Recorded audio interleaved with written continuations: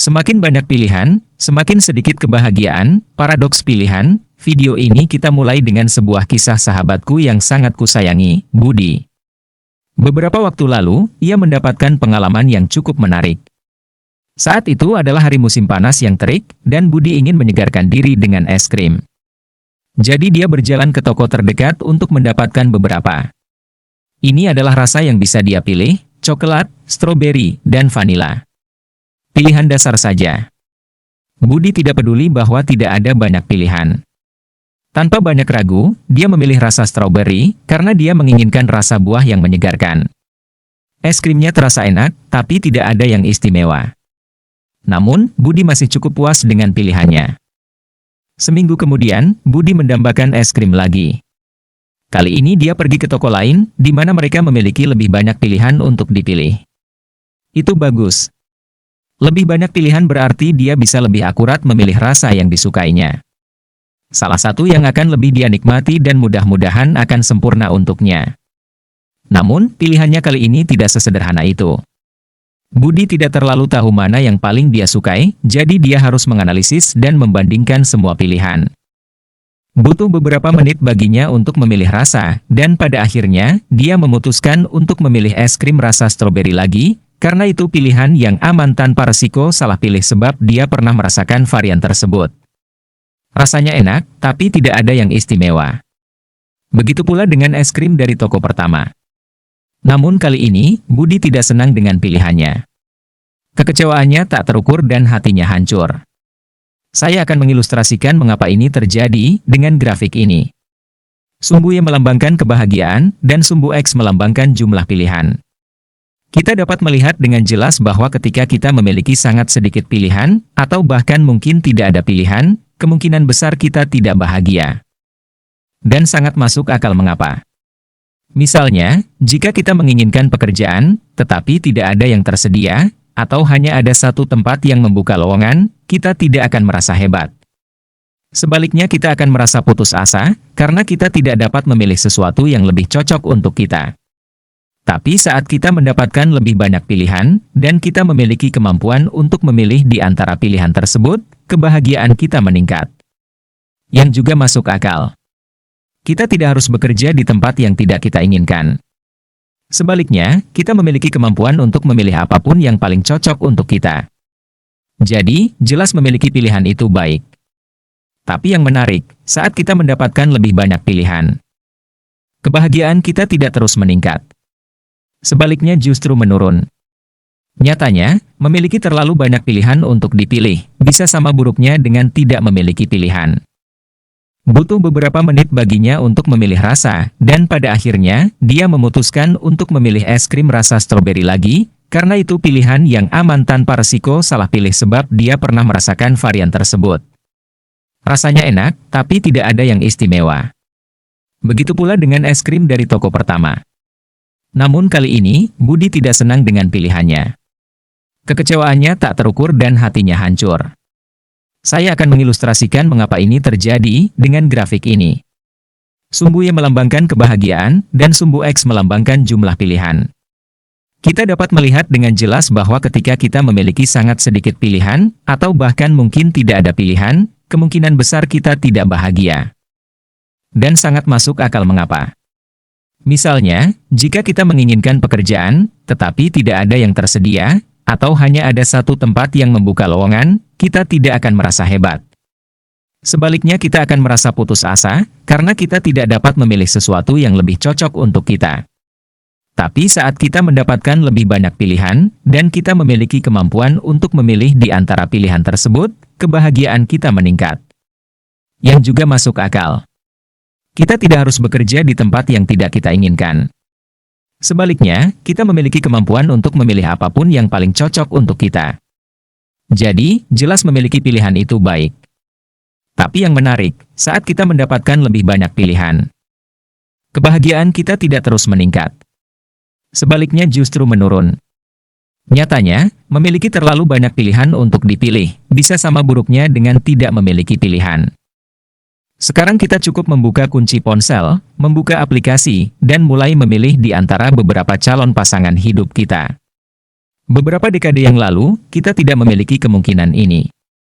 Sebaliknya kita biasanya terbatas pada lingkaran sosial kecil kita, yang berarti kita akan berkencan dengan seseorang yang jelas tidak sempurna. Tapi sekarang, pada dasarnya kita memiliki akses ke seluruh dunia. Dan dengan begitu banyak ikan di laut, mengapa kita menerima sesuatu yang kurang sempurna, jika kesempurnaan bisa dicapai hanya dengan satu kali merengkuh dayung? Hal ini menghasilkan pilihan yang tidak realistis dan oleh karena itu kurang memuaskan dari pilihan kita. Namun hal ini cenderung menimbulkan masalah lain. Beberapa orang, agar tidak menyesali keputusannya, akhirnya tidak memilih sama sekali. Kelumpuhan analisis ini juga dikenal sebagai kelumpuhan analisis.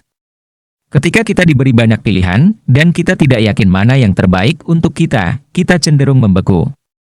Dan semakin banyak variabel, semakin besar kemungkinan kita menunda keputusan kita. Saat Budi sedang memilih es krimnya, dia hanya mencari rasa yang paling enak. Dan itu hal yang baik dia. Sekiranya dia juga menggunakan variabel lain dalam analisisnya, seperti harga es krim atau seberapa sehat bahan-bahannya, memilih akan menjadi pekerjaan yang sah. Dan jika kita pernah melakukan sesuatu yang mengharuskan kita untuk membandingkan banyak informasi yang berbeda, kita tahu persis apa yang saya maksud.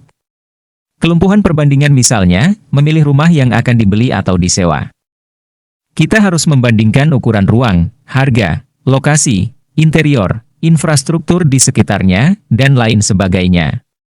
Dan semakin banyak variabel yang kita bandingkan, semakin besar kemungkinan kita merasa kewalahan, sehingga kita akhirnya menghindari semuanya selama mungkin. Dan kelumpuhan semacam ini sangat umum terjadi pada orang yang ingin memiliki yang terbaik untuk diri mereka sendiri. Namun yang terjadi adalah mereka akhirnya tidak membeli rumah, karena harus mengecek beberapa rumah lagi, karena mungkin ada rumah lain yang lebih baik. Mereka juga akhirnya tidak membaca buku apapun, karena mereka tidak tahu buku mana yang cocok untuk mereka. Mereka tidak repot berolahraga, karena tidak yakin rencana olahraga mana yang terbaik. Dan mereka tidak menginvestasikan uang mereka, karena mereka tidak tahu aset mana yang akan memberi mereka keuntungan terbesar. Sebaliknya, mereka menghabiskan waktu menganalisis semua pilihan, mencari yang terbaik, dan tidak memilih satu pun dari mereka. Yang lebih sering daripada tidak, keputusan terburuk. Pengorbanan juga masalahnya adalah bahwa yang terbaik tidak benar-benar ada. Kenyataannya adalah kita harus selalu melakukan pilihan yang memiliki kekurangan dan kelebihan masing-masing. Misalnya, jika kita memutuskan untuk membeli mobil A, kita mungkin kehilangan beberapa manfaat yang diberikan oleh mobil B, seperti penyimpanan ekstra atau ruang kaki yang lebih lega. Dan jika kita membeli mobil B, kita mungkin harus puas dengan estetika yang terlihat lebih polos. Jarang ada satu opsi yang jelas lebih baik dalam setiap aspek daripada opsi lainnya. Sebagian besar waktu, setiap opsi memiliki kelebihan dan kekurangan. Inilah mengapa bagus untuk mengetahui kualitas apa yang penting bagi kita. Jika yang kita inginkan hanyalah kenyamanan saat berkendara atau penggunaan bahan bakar yang lebih sedikit, maka kita tidak akan terlalu memperhatikan mobil yang terlihat bagus, tetapi tidak memberikan manfaat tersebut. Dan memiliki prioritas yang jelas seperti ini sebenarnya akan membantu kita meniadakan kelumpuhan analisis. Sejauh ini saya hanya berbicara tentang bagaimana memiliki banyak pilihan itu merugikan. Namun dalam beberapa keadaan, kelebihan pilihan tidak seburuk itu. Terutama dengan orang-orang yang memiliki preferensi yang sangat kuat. Atau dengan para profesional di bidang tertentu. Bagi orang-orang itu, lebih banyak pilihan tidak akan membuat mereka tidak bahagia atau lumpuh. Sebaliknya, mereka dapat mengabaikan opsi yang tidak diinginkan, karena mereka memiliki pengalaman dan dengan demikian tahu persis apa yang mereka cari. Contoh misalnya, saat saya berbelanja kaos, paradoks pilihan tidak berpengaruh pada saya, karena saya tahu persis preferensi saya. Saya mencari kemeja berwarna hitam atau abu-abu yang pas untuk saya, dan tidak ada logo di atasnya. Karena saya telah menetapkan sekitar ini, saya dapat dengan mudah mengabaikan setiap kaos lain yang tidak sesuai dengan cetakan. Masalahnya adalah jika saya tidak tahu apa yang saya cari. Atau jika saya tidak tahu kualitas apa yang harus saya perhatikan. Dalam hal ini, pilihan tambahan akan merugikan. Banyak restoran telah memahami paradoks ini. Restoran membantu kita memilih dengan menawarkan dua menu. Dalam satu menu, ada ratusan opsi berbeda untuk orang yang tahu apa yang mereka inginkan. Tapi di sisi lain, ada 5 hidangan harian yang mereka sajikan hari itu. Menu kedua membawa jumlah hidangan dari 100 menjadi hanya 5. Dan ini membuat pilihan lebih mudah bagi seseorang yang tidak memiliki energi untuk memilih dan hanya ingin makanan sederhana. Kesimpulan sekarang kita mungkin mengerti dengan baik bagaimana jumlah pilihan dapat memengaruhi kita. Ketika kita hanya memiliki sedikit pilihan, ada kemungkinan besar tidak ada pilihan yang baik untuk kita, dan kita akan merasa tidak bahagia. Tapi ketika kita dihadapkan dengan terlalu banyak dari mereka, kita mungkin harus mengatasi kelumpuhan dan ketidakpuasan dengan keputusan kita. Namun, hanya dengan menyadari paradoks pilihan, dapat membantu kita meminimalkannya. Atau paling tidak, ketika itu terjadi, kita mengerti alasannya.